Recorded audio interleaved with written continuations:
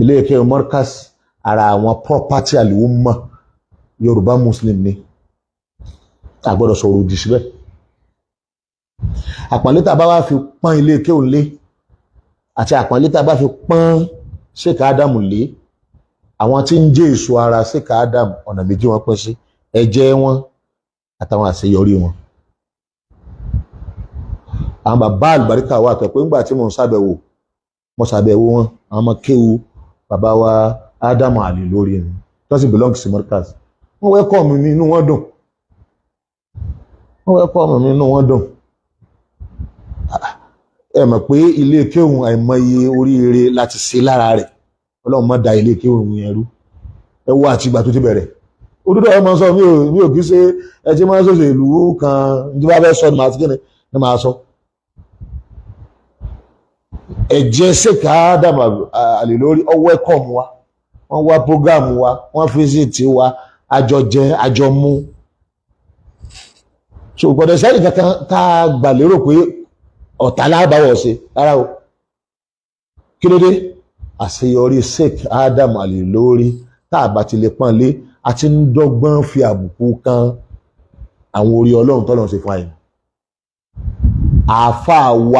Àáfàá wa iná ní Sheikh Adam Al-ILORY ní ìgbà wọn wà láyé àti ìgbà tí wọn sì láyé mọ́. Torí bàbá tó kan tá a máa kà ọkọ̀ ọ̀lẹ̀ tó bá kú ní bọ́dì àṣeyọrí rẹ̀ ó sì kù tá a lè kà tá a tó fi mọ̀nà. Ìkejì ló pé ọ̀gá àṣeyọrí tí bàbá wa ṣe ni pé ó dá ilé iṣẹ́ kan lẹ̀ tẹ́ pé ilé iṣẹ́ tí bàbá dálẹ̀ yìí gbogbo wa pátápátá là ń jàǹfààní ẹ wá dúró millions tí wọ́n ti jàǹfààní Markaz. Ẹ dákun gbogbo ẹ̀yin tí wọ́n bá fẹ́ máa sọ̀rọ̀ bẹ́ẹ̀ nìkan bá kó àléébù bá àwọn kan máa sọ pé ọmọ ọ̀sán tí ń kó kókóró bá ìyẹ́ ẹ̀. Ayé ti kọjá ọmọ ọ̀sán tó ń kó kókóró bá ìyẹ́ o, ayé ti kọjá rẹ̀ o. Ọ̀sán ní kẹ́ ẹ sùn ẹ gbọ́dọ̀ ìyẹn pé ọmọ ọ̀sán òun náà lẹ́ẹ̀sùn ẹ má sùn ọ̀sán o láì jẹ́ bẹ́ẹ̀ ní bá ọ̀sán mọ́. Ẹ má torí pé ẹnìkan ó ṣe nǹkan kan tí ọ̀tẹ̀ yín lọ́rùn lẹ́wà lọ́ máa bú Sheikh Adam Al-ILORY àbí ẹ máa bú ilé kí wọn. Ìkejì, àpọ́nlé tí a bá fi pọ́n bàbá wa Sheikh Adam Al-ILORY lé ẹ fi pọ́n ẹnikẹ́ni tó bá jẹ mọ́ Sheikh náà ẹ fi pọ́n lé, àmọ́ níbi òtítọ́ orí òtítọ́ ní ká dúró lé lórí. Kò sí ẹnìkan tó lè sọ pé Sheikh Adam Al-ILORY lápèjúwe lórí kí ni mọ́kífù wa lórí ṣé Ìsá ọmọ Màríàmù ń bọ̀ àbí òsì Jésù. Ìtí Sheikh Adam Al-ILORY gangan kọ́ ọ́lẹ̀ ó ní pé Jésù ń bọ̀. So tẹ́nìkan bá tó sọ̀rọ̀ mi lọ́sọ̀ tiẹ̀ sápò ara rẹ̀. Ẹ̀gbọ́n mi nìsín ìkejì ni pé àfáà làwa ó ọ̀kan lè sọ ọpọlọ rẹ fún àkọsẹ́ tí ò lọ́pọlọ kọ́ sọ pé ọpọlọ rẹ rè tó bá sọ ọpọlọ rẹ ọ̀kan àbọ̀ mọ́ ọmọ ọpọlọ rẹ lọ. Àmọ́ wa kí lànà bí wa sọ láti kíni látẹ̀lé òun náà ni Sheikh Adam Al-ILORY náà ṣe kíni ló sọ ìgbà àdó sínú. Ẹgbẹ́ ẹ̀sìn èyí ò kọ̀ fàjà káwọn lọ máa bú ilé kéwù yẹn àbí ká máa bú Sheikh Adam Al-ILORY.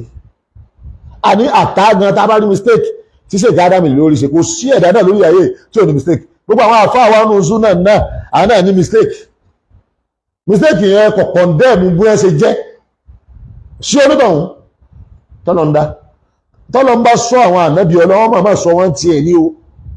kò sí ẹnìkan tó dàbí ọlọ́run lillahi al-kamal wahdahu la sharika lahu ọlọ́run nìkan ló pé tẹ́lẹ̀ rálẹ̀ bó ọ̀kan lára ọlọ́run ẹ bá fẹ́ sórí burúkú lókù. So mọ́kífù wa nìyẹn kọ́dọ̀ ní gbèsè mọ́kífù torí ẹnìkan mọ́kífù àlùmọ̀ ni torí Sheikh Adam ti kọjá property ẹnìkan wọ́n yẹ ṣe property ìdílé wọn property gbogbo mùsùlùmí lẹ káàró òkìjèrè bẹ́ẹ̀ náà lè ké wọn yẹn náà property tí gbogbo mùsùlùmí lẹ káàró òkìjèrè tọ́gbọ́dọ̀ pọ̀ lé ni. Ẹ dákun tó lọ́wọ́ tó bá mọ̀ kó fẹ́ mọ nǹkan ó fẹ́ ṣe dáadáa ó fẹ́ ṣàṣeyọrí mọ́ fẹnu bà ìtàn kan ti ṣe mọ́ fi bàjẹ́. Ìtọ́tẹ̀lé League of Imam and Alpha dandan ni ká ṣàpọ́nlé àwọn League of Imam. Ẹ gbọ́dọ̀ gbọ́ wáyé kí la máa ń mí pẹ̀lú League of Imam. Ẹ jẹ́ fún yín ní àpọ̀jù ẹ̀ lónìí nílẹ̀ Yorùbá a ní sultatul islamiyya as-sultatul islamiyya ìyẹn ni pé Islamic authority a ní lẹ́ni wúẹ̀ gbogbo institution tó fẹ́ claim as-sultatul islamiyya tẹ́ bá gbé wọn sí orí igbá báyìí abẹ́ gbé ẹ síta báyìí tẹ́ bá wò ó ẹ kàn máa rẹ́rìn ni ní tí mo rí pẹ̀lú sọ́tọ̀ sàmíà ó ní àwọn institution kan tí gbogbo mùsùlùmí ọmọ follow, institution tá a mọ̀ follow bóyá níbi kéw, bóyá níbi ìrun, níbi àwẹ̀, níbi ìdájọ́ sẹ̀ríà, níbi ọ̀rọ̀ fatwa, níbi ọ̀rọ̀ àlámọ̀rí. Tí muslim bá ní problem ẹ sọ institution náà tá a lọ rí bá. Gbogbo àwọn institution tó wá gbìyànjú tí wọ́n fẹ́ pera wọn ní institution fún Yorùbá muslim wọ́n wá ń bẹ àtàwọn ọkọ̀ kan náà táwọn náà fẹ́ máa dìde nígbà wọn ò rí nǹkan kan ṣáájú àwọn náà wò pé ẹjẹ́ àgbékalẹ̀ kọ́ máa wà fún ilẹ̀ Yorùbá wọ́n táwọn tí a fẹ́ máa gbé àgbékalẹ̀ wọn wọ́n àwọn pé of Yorùbá land, of Yorùbá land. Kò sí ìyàgá tó kọ́fà mùsùlùmí ilẹ̀ Yorùbá kò sí institution náà. Bí Olúwo ṣe dìde tó lóun fẹ́ ṣeun ó gbìyànjú ni pé tí ọba tiẹ̀ ní sí rárá ó yẹ kí díẹ̀ tábà lè ṣe káàkiri kọ́ wà pé ká má torí pé kò sí àwọn ètò kan nílẹ̀ Yorùbá ẹ jẹ́ á bẹ̀rẹ̀ láti ibi táwa yìí nítorí dáa fún ẹni dáadáa ó ní pé tó bá ti rí ẹ wà kí lẹ̀ ń ṣe ẹ̀já àná òpin lọ nítorí dáa fún mi. Bàbá Olúwo yìí àákùn lọ ni torí òun gangan ló wà ní ipò authority tó dáa ju àkọ́kọ́ kó tó kan anybody. Gẹ́gẹ́ bẹ́ẹ̀ náà láti àwọn rí League of Imam and Alpha ìgbìyànjú ni ìgbìyànjú àwọn bàbá Sheikh Adam lórí bàbá Sheikh Abdulsalam ní Ìbàdàn, bàbá Amadu Arabi, bàbá wa Sheikh Abdulbaki Muhammad àtàwọn bẹ́ẹ̀ bẹ́ẹ̀ lọ ní àwọn ẹni Ọlọ́run tí wọ́n dìde wọ́n fẹ́ kí gbogbo àmọ́ọ̀mù ó wà lẹ́yọ̀kan àtàwọn afá láti lè unite àwa mùsùlùmí nílẹ̀ káàrọ̀ òjẹ̀rẹ̀ wọ́n gbìyànjú ni but reality ó ní wípé àwọn bàbá yìí succeed láti fi ìbẹ̀rẹ̀ ìrìn àjò kalẹ̀ àti ìpìlẹ̀ṣẹ̀ but presently institution yìí kò kọ́fà ju tí wọ́n bá panlé pátá ni wọ́n sọ pé ó kọ́fà 10% àwọn imam over 90% imam àti mosque àti muslim woman nílẹ̀ káàrọ̀ òjẹ̀rẹ̀ òfin ilẹ̀ yìí ìjókòó yìí agbára rẹ̀ kéré pọ̀ ṣùgbọ́n bó sì wùlẹ̀ kò kéré tó òun ni aṣíwájú fún gbogbo òjókòó torí kò tó sì jókòó kankan tó kíni tó tiẹ̀ níbi alẹ́ dé ni o nígbà táwa dé school kíláàsì kan bẹ àwọn kíláàsì yẹn ẹni tó ṣe ipò kẹwàá ní kíláàsì òun ó fèèlì ní kíni rẹ̀ òun sì ní ó wà ní ipò kẹwàá wọn àmọ́ tí sì bẹ́ẹ̀ ní kíláàsì òun bíi 30 ni wọ́n á fèèlì lọ́wọ́ ẹ tó wá sí ipò kẹwàá fèèlì wọn kọ́nu káàdì rẹ̀. Bẹ́ẹ̀ nílẹ̀ Yorùbá àfẹ́ẹ̀dì pọ̀ níbi ètò Islam àlé ètò Islam tó lè kó gbogbo mùsùlùmí mọ́ra tí ó gáìdì wọn tí gbogbo muslim ní gbogbo agboolé ibi tí wọ́n bá rí wọ́n wà wọ́n máa fi ilẹ̀. Ṣùgbọ́n nínú gbìyànjú táwọn tó ṣáájú wá ṣe ó ní League of Imam and Alpha àwa níbi náà bá ń bí muslim na komyo ẹgbẹ́ mi sè muslim student fan student na komyo fáwọn youth gbogbo wọn pátá gbogbo ìṣúṣẹ́ pátá wọ́n kẹ́ gbìyànjú ni ìgbìyànjú ìyọ̀kọ́fà nkankan ká pé ìgbìyànjú tí wọ́n gbìyànjú gbogbo muslim welcome wọn ẹ̀ lágboolé ságboolé ìlú sí ìlú tí ó sì agboolé kan àbí ìlú kan tí ò ní representative àbí tí wọn ò lè link àbí táwọn náà ò lè connect wọn agbára ti wà fún Islam agbọ̀yé owó ní rí àdàràdà bó ṣe rí Islamic authority ní tó máa ń wà fún ni wípé láti jẹ́ kí understanding muslim kó wà unique àwọn muslim tó bá ti ní one authority àgbọ́yé wọn náà ṣe kí ni yóò wà unique ẹwùlẹ̀ Yorùbá yìí ní authority fún Islamic kò sí authority kankan kò sí Islamic leadership kankan tágbára rẹ̀ ká Yorùbá muslim pẹ̀lú bẹ́ẹ̀ béyìí dé kò ní tẹ́wọ́ yóò pẹ̀lú rẹ̀ ṣéwù ó sì ti ṣéwù gbé náà béyìí bá dé yóò pẹ̀lú rẹ̀ ní máàmù yóò sì yan ara rẹ̀ ní máàmù àbíkọ́ lọ kọ́ mọ́sálásí yóò sì di máàmù náà nù ó free láti ṣe anything lórúkọ Islam ní ilẹ̀ káàrọ̀ òjìrì yìí ọ̀pọ̀lọpọ̀ àwọn ilẹ̀ lábá táwà visit tẹ́nìkan bá bọ́ sórí mídíà tó bẹ̀rẹ̀ sí máa sọ̀rọ̀ tó ń ṣe wá sí wọ́n á challenge ẹ̀ certificate wo ló ní ta ló fún ọ ní authority pé kó máa ṣe kó máa sọ̀rọ̀ níbi àtòrí social media o àtòrí rédíò tẹlifíṣàn o òfin rẹ̀ àti sọ̀rọ̀ bá máa kankan oríṣiríṣi àwọn dàjáàlì wá pọ̀ oríṣiríṣi kàdàbùn àwọn òkúrọ̀ oríṣiríṣi juhal aláìmọ̀kan wọ́n á pọ̀ oríṣiríṣi onífẹ̀ẹ́nú ẹ wo bí àwọn oríṣiríṣi àwọn àfáà ṣe mislead wa lórí rédíò lórí social media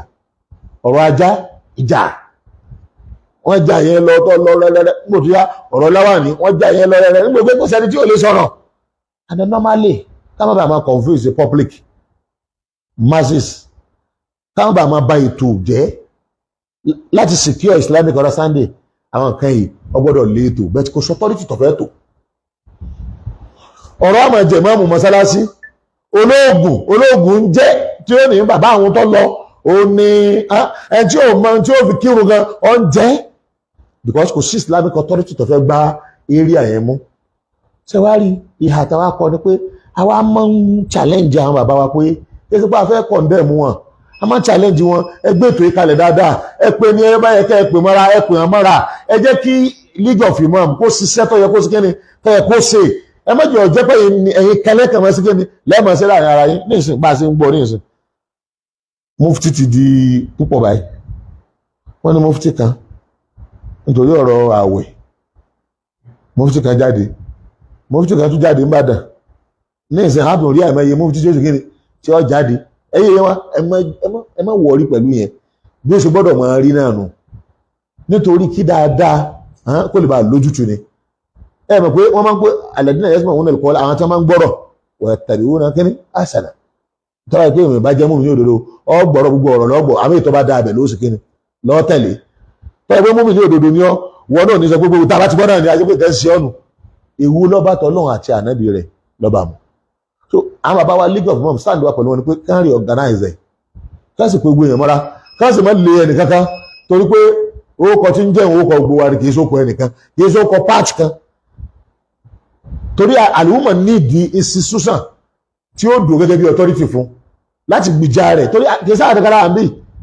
amẹ́yẹ àwọn ìjọ ni ó challenge wa ìjọ Christian á challenge wa ìjọ ẹlẹ́bọ á challenge wa ìjọ àwọn aláìní kan ṣe á challenge wa òṣèlú á affect wa. bẹ̀tẹ̀ àwọn institution yìí tó wà fún pé kí àwọn tó fẹ́ máa challenge wa kọ́ bá máa challenge wa kán lè máa defend wa làwọn wà fún. àwọn làwọn sọ pé ẹ̀tún gbé kalẹ̀ àwọn tó bá yẹ kó wà ń bẹ́ẹ̀ tí wọ́n bá ti wà ń bẹ́ẹ̀ kò ní mí nì ẹ má torí pé nǹkan kan tá a bá ń rí àbí àwa kan tá a ti mojú ara wa kì í sẹ́yìn ní represent àlùmọ̀ ẹ̀mọ́ yà àlùmọ̀ ní ọmọ tí ń lọ ọmọ yín gbé wọn ọ̀dá yín mọ̀ gan over 90% Muslim ní ò lẹ́tí ń gáìdì ẹ̀ sẹ́kẹ̀ jẹ́ ọkọ̀ mùsùlùmí lásán kódà ẹlòmíì bá ń kírun gan kọ̀ tá sí máàmù ìmáàmù agboolé rẹ̀ gbogbo àwọn ìpátápátá lọ́gbọ̀dọ̀ mọ fíìlì pé institution rẹ̀ tá a gbọ́dọ̀ tẹ̀lé tá a bá ti ní darí ìyọ́ jẹ wa ìyá yẹn sì ń jẹ mùsùlùmí lọ́wọ́lọ́wọ́ báyìí nígbà tí ò sí darí. So ẹ̀yin bàbá ní League of Imam tó sọ fún yín ẹ rí organize ara yín dáadáa Ọlọ́run wà pẹ̀lú wa. èyí tó parí ẹ̀ náà ni ìgbà wo ni a mú àwẹ̀ ń gbọ́ pé wọ́n láwọn kan ti sọ ìgbà tá a mú àwẹ̀ àbámọ̀dá lásán lè nù àbámọ̀dá lásán kò kẹsàn tó lè sọ ìgbà tá a mú àwẹ̀ báyìí ó ti ní bí wọ́n ti máa mú àwẹ̀ à ń retí sẹ́rí à ń retí ìgbà tí sàbánù bá pé 29 bánà bí ṣe kọ́ wa oye nǹkan mẹ́ta lọ́kàn yìí lẹ́yìn yẹn wá sẹ́ gbọ́ nígbà tí sàbánù bá tó pé 29 láwa máa wà pé ṣé 29 ni ó jẹ́ àbá àfikàn kan àlàyé bá ṣe mọ̀nà òkè ṣe ìmọ̀ falak nípa wọ́n ti wá calculate wọ́n ti wá sí wọ́n bá calculate gbogbo àná àlájọ mọ̀mọ́ wọn àwọn tó sì mọ̀ jù àlọ wọ́n pọ̀ Saudi Arabia mọ̀ gbogbo country lọ́mọ̀ àmọ́ wọn ìtẹ̀lé súnà ànábì wọn tẹ̀lé kí ni súnà ànábì ni pé tí sàbán tó bá ti pé 29 tẹ́ rí oṣù ẹgẹ́ nìsín àjẹ́ pé ìjọ kejì rẹ̀ àwẹ̀ Ramadan bẹ̀rẹ̀ ni ṣùgbọ́n tá a bá ti wá rí oṣù tí ọ̀yọ́ ẹgbẹ́ nìsín tá a wá tí ọ̀yọ́ ẹgbẹ́ mi àìdájọ́ lẹ̀ o gbogbo àwọn ẹjọ́ náà ń dájọ́ lẹ̀ o àwọn kan ń dímọ̀ràn láàrin ara wọn lásán ni ṣé wọ́n bú ọ ni wọ́n bú ọ ìgbésẹ̀ mẹ́ta ló wà ká tó gbààwẹ̀ ìgbésẹ̀ aláwọ̀kọ́ ni pé a dúró de ìgbà tí sàbánu bá pè kíni o 29 ó wá lè jẹ́ pé sàbánu ò ní ju 29 lọ ìjọ òfin ní 29 lọ pé ńgbà bá ń wá oṣù kárí oṣù ní 29 yẹn ṣùgbọ́n tá a bá ti róṣù àjẹ́ pé yóò pè sàbánu ó pọ̀ gbọ́n ẹgbọ́n mi ṣe lẹ́yìn ìlà abẹ́ Ramadan ìjọ tó tẹ̀lé agbẹ̀ Ramadan ìjọ tí sàbánu ọba pé 31 ní Ramadan jẹ́ kíni Ramadan aláwọ̀kọ́ ńgbà bá ti róṣù ní 29 so ànábì òun tó ń sálàyé fún àánú ààrẹ dúró de kò sẹ́ni kan tó dàbí ànábì. Ìgbésẹ̀ alákọ̀ọ́nù. Ìgbésẹ̀ ẹlẹ́kejì, a ní authority tá a manage lé lórí. Gbogbo wa náà sì jọ jókòó ẹ̀ ni. Ní àná pàárẹ̀ tí kí sultan sókè ni kó kéde. Authority yẹn kí sultan tó kéde ń lọ dáa jù. Àwọn míì máa ń wò pé gbàsá darí àbá tó kéde. Kákọ́ àwọn tó tún dúró de sáadà rí àgbàbá tó kéde ni ó ta san ju àwọn tí wọ́n á sọ fún ayálẹ̀ láì jẹ́ pé sàbáàní tí ì parí ẹgbẹ́ ìsìn àwọn yìí tó san ju kẹ́lẹ̀ ká máa sọ fún àgbégbà tá a mú kíní rè ọkàn ń calculate lásán ni everybody ló lè calculate àwọn kèfèrí àwọn náà ń calculate ẹ̀ náà everybody wọ́n lè calculate ọ̀rọ̀ lásán ni kì í ṣe fàtúwá ọ̀rọ̀ lásán ni tí sultan ọba ti kéde. So the right person ẹni tó tọ́ sí nǹkan ní kókè ṣe lé kí ó kàn ní àkéde àbáfà lè kí ó kàn. Ó yé nìsín tí wọ́n bá fi lé mufti lẹ́nu mufti yóò gba yọ̀ǹda lọ́dọ̀ ọba tí wọ́n bá fi lé mufti lẹ́nu àká ní pé mufti lẹ́nu kókè ìdíjà lọ́sọ̀ fún ọbẹ̀ authority ó permit ẹ̀ yóò gba authority mufti ọfẹ́ kéde jáde nǹkan tó pé ọ̀rọ̀ ìlú ni kọ́ńbà àdáwà láàlẹ̀ yóò tẹ̀ sí ọba àbẹ̀ntọ́ wà ní kí authority. So bí authority yẹn bí ọba tiẹ̀ lè kọ́fà gbogbo tó yẹ kọ́ kọ́fà bẹ́ẹ̀ ni bẹ̀tẹ́nu tó bá lè kọ́fà á sì máa manage ẹ̀nà tọ́lọ́wọ́ fi ṣètò kó lè kọ́fà gbogbo tó bá lè kíni tá lè kọ́fà. Àwọn afáà ní máa láyé dúró kókó lò àbí máa láyé dúró kókó lò láyé dúró kókó báàdù. Ní tá a bá lè ṣe gbogbo rẹ̀ ìta bá lè ṣe ń bẹ́ àdé filẹ̀ gbogbo nǹkan yà lè ṣe ṣùgbọ́n díẹ̀ tá a bá lè ṣe àwọn ànítorí pé nígbà tí gbogbo rẹ̀ ò ti ṣe àdé ṣe díẹ̀ náà náà á sẹ̀nu wọn bá tá a bá lè ṣe. So ẹ̀yin mùsùlùmí lẹ káàrọ̀ òjìrìn àwọ̀ ẹ̀yin ẹ má rí tí ẹ̀ nísìn nígbà tí sàbáàn bá pé 29 ẹ̀gbọ́n mi nísìn lásìkò mọ́gíríbì ibẹ̀ àwà máa wá oṣù tá a bá wá rí àwà rí tí kí authority oṣù kí ni kó kéde bọ́ ọ bá rí lọ́dọ̀ ara rẹ̀ ò gbọ́dọ̀ kéde kí ẹnìkan wá mú kọ́kàn kéde bóyá ilé ìkẹ́ ó kan àbí eréà kan àbáfà kan lọ́wọ́ ló ń kéde èèyàn yapa sí àwọn múmi ní òdodo nù ọmọ yìí ṣàkíkẹ́ rọ̀ṣọ́ ọlọ́run lẹ́yìn tó bá yapa sánàbí nígbàdí máa tàbá yànà láhùlẹ́dà ó sì mọ̀ pé ọ̀rọ̀ ọlọ́run ọ̀rọ̀ ànábì rè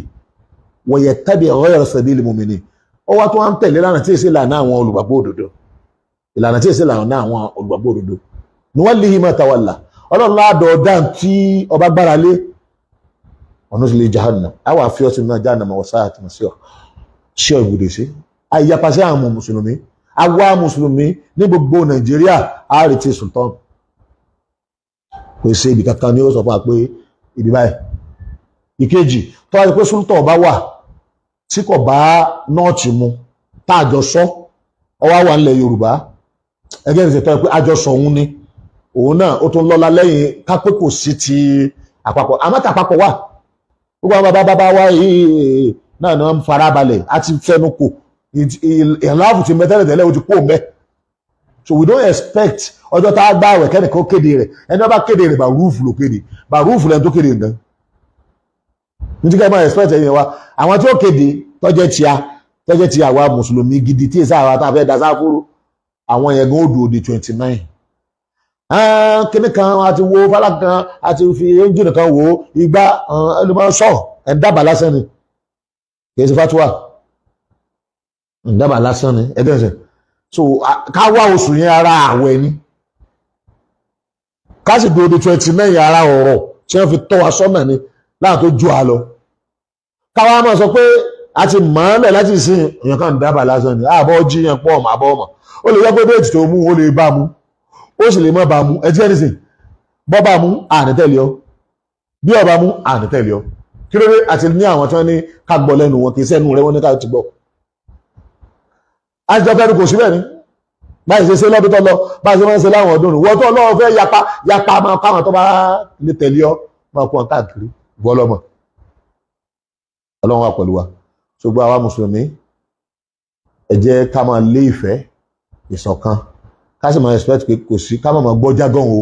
gbogbo àtọ́lọ́wọ̀n bá tí ì fún anísẹ̀ Islam ṣe kí authority Islam wà ẹgbọ́n mìíràn àwọn jágán oríṣiríṣi á máa rí ẹ àti àwọn ìyapa oríṣiríṣi a máa bá ṣe máa dín pẹ̀lú ẹ̀ náà ni a sì ṣe sùúrù tó pọ̀ àmọ́ o gbogbo àwọn àfa àwọn aṣáájú ẹ̀sìn ẹ̀ gbọ́dọ̀ bú wọn o mo kí fún wa pẹ̀lú Ìlọrin Islam ni Ìlọrin Islam ni àwa pọ́n ọba tí ń bẹ ń bẹ̀ lé a sì pọ́n bàbá wa ìmáàmù tí ń bẹ ń bẹ̀ lé apá gbogbo mùsùlùmí tí ń bẹ nílùú Ìlọrin àti ìlú yẹn gangan fúnra rẹ̀ ìlú Islam ni apá Markaz lé apá gbogbo àwọn bàbá bá ẹ̀sìn apá wọn lé kò sẹ́ni kankan nù wọn tí ò ní àṣìṣe kò sẹ́ni kankan nù wa tí ò ní àṣìṣe kò sẹ́ni kankan nù ọmọ ànábì Ádámù tí ò ní àṣìṣe àmọ́ àṣìṣe kọ́lá àmọ́ fi sọ̀rẹ̀ ẹgẹ́ nìsín bí kò ṣe Islam wa mádàmá tá a bá ti rí èèyàn tó gbà pé la ilaha illallah Muhammad Rasulullah tí sì ń bá wa kírun wákàtí 5 wa yìí tí ń bá wa gba ààwẹ̀ Ramadan tí ó tako sakat tí ó sì tako hajj ẹgbẹ́ mi sìn gbogbo ẹni tó bá ti jẹ́ pé àtijọ́ ó wí la ilaha illallah jáde ọmọ ìyá wa ni ó wí la ilaha illallah jáde lẹ́nu báyìí ọmọ ìyá wa ni ọlọ́run wà pẹ̀lú wa o ibi tá a bá kù sí ara máa gbọ́n bá sì máa bára sọ pẹ̀lú ọgbọ́n a sì máa sọ ìfẹ́ ọlọ́run wà pẹ̀lú wa subhana rabbika rabbil izzati amma yasifun wa salamun ala al-mursalin alhamdulillah.